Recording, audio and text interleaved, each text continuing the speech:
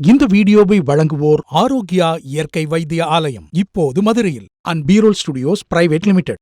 Hello Vaithiyan YouTube நேயர்கள் அனைவருக்கும் வணக்கம். நம்ம இன்னைக்கு பார்க்க போகிற துணிகளை எப்படி பாதுகாப்பாக வைக்கணுன்றதை பற்றி நம்ம பார்க்க போகிறோம். துணிகளை அலசி நீளம் போடும் பொழுது நீளம் ஒரே மாதிரி தண்ணீரில் பரவ சிறிய முடிச்சுகளில் நீளத்தை கட்டி நீரில் கலந்து துணிகளை அலசினீங்கன்னா துணி வெண்மையாகவும் அழகாகவும் இருக்கும். பட்டு புடவைகளை துவைக்கும் போது அத்துடன் பொடித்த பூந்தி கொட்டைகளை உபயோகிக்கலாம். ஏன்னா அதோட கலரும் அதை விட்டு போகாம அந்த ஷைனிங் அப்படியே இருக்கும். இறுதியில மண்ணெண்ணெய் கலந்த நீர்ல அலசி எடுத்தீங்கன்னா பூச்சி அண்டாமலும் சாயம் போகாமலும் இருக்கும். ஸ்வெட்டர் போன்ற துணி வகைகளை நம்ம பேப்பர்லயே மடிச்சு வைக்கணும். ஏன்னா நம்ம ஸ்வெட்டர் அடிக்கடி யூஸ் பண்ற பொருள் கிடையாது.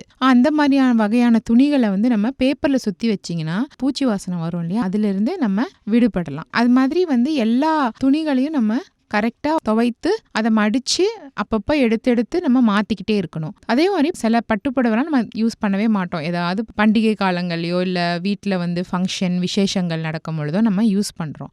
அப்போ என்ன பண்ணணும்னு பார்த்தீங்கன்னா அந்த டைமில் மட்டும்தான் நம்ம எடுக்கிறோம்.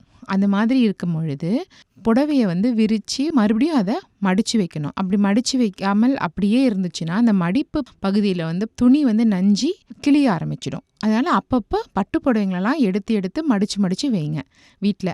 அப்படி பண்ணிங்கன்னா ரொம்ப காலத்துக்கு பட்டு புடவை அப்படியே இருக்கும். இந்த வீடியோ உங்களுக்கு பிடிச்சிருந்ததுன்னா லைக் பண்ணுங்க, ஷேர் பண்ணுங்க. மறந்துடாம வைத்தியன் யூடியூப் சேனலை சப்ஸ்கிரைப் பண்ணுங்க. அந்த பெல் பட்டனையும் கிளிக் பண்ணி வச்சுக்கிட்டீங்கன்னா நாங்கள் சென்ட் பண்ணுற எல்லா வீடியோவும் உங்களை உடனே சேரும்.